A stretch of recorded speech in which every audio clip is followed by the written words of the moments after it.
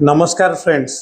आज मु आपण मानक एमती गोटे कथा कहबी जहाँ आपणकर स्वास्थ्य और आर्थिक जीवन दुईटी जाक बदल दे पारे। आपण प्रतिदिन आपणकर खराब अभ्यास रे जेमिति कि तंबाकू गुटखा बा सिगरेट रे केते टंका खर्च करूछंती?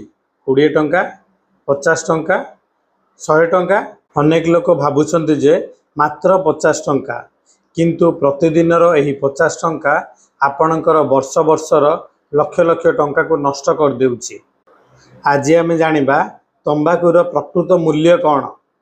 प्रथमतः प्रतिदिन 50 टंका बंचाइले आपणकर आर्थिक अवस्था किपरि होई पारे। द्वितीयतः आपण एही तंबाकू को छाड़ी केमिति निजर स्वास्थ्य को सुदृढ़ करिवे और आर्थिक अवस्था रे परिवर्तन आनिबे, एहा विषय रे आमे आज विस्तृत भाव में कथा हेबा। वीडियोटी को मु 4 भाग में विभक्त करुछि। प्रथमतः तंबाकू खाइबा द्वारा आमर कौन क्षति होउछि। वीडियोटी स्टार्ट करबा पूर्व मोर आपण मानको अनुरोध जे जो माने चैनल रे नुआ करी आछंती चैनल को सब्सक्राइब करंतु और वीडियो को अधिक मात्रा रे शेयर करंतु। प्रथमतः तंबाकू खाइबा द्वारा आमर कौन क्षति होता है। तंबाकू केवल आपणकर स्वास्थ्य को खराब करेनी, यह धीरे धीरे आपणकर पॉकेट को भी खाली कर दी थाए। डाक्तर मानकर कहवा अनुजाई तंबाकू खाइबा द्वारा आमको मुख कैंसर, फुसफुस जनित रोग, उच्च रक्तचाप एमिति बहुत गुड़िए गुरुतर रोग देखा दी थाए। यह सहित आसे औषध, परीक्षा और चिकित्सार विभिन्न प्रकार अतिरिक्त खर्च। अर्थात आपण तंबाकू खाई आज टंका खर्च करुछंती और भविष्य रे रोग रे पड़ी अधिक टंका खर्च करने को बाध्य होउछंती।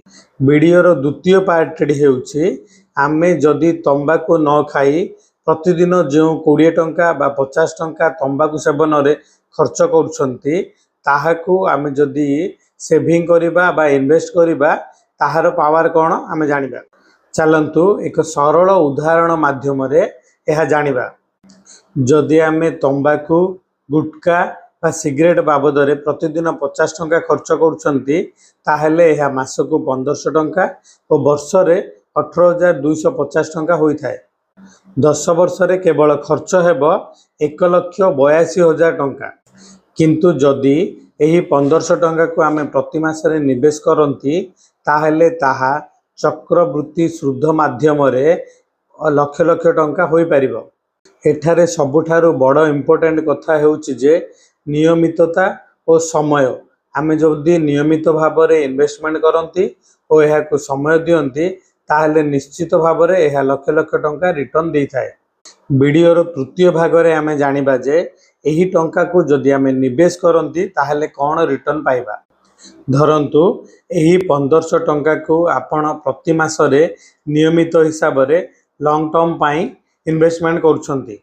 बाजार रो रिटर्न निर्दिष्ट नुहे, किंतु चक्रवृत्ति शुद्ध माध्यम रे लॉन्ग टर्म रे आपणकर छोट छोट निवेश भी भल रिटर्न दे थाए।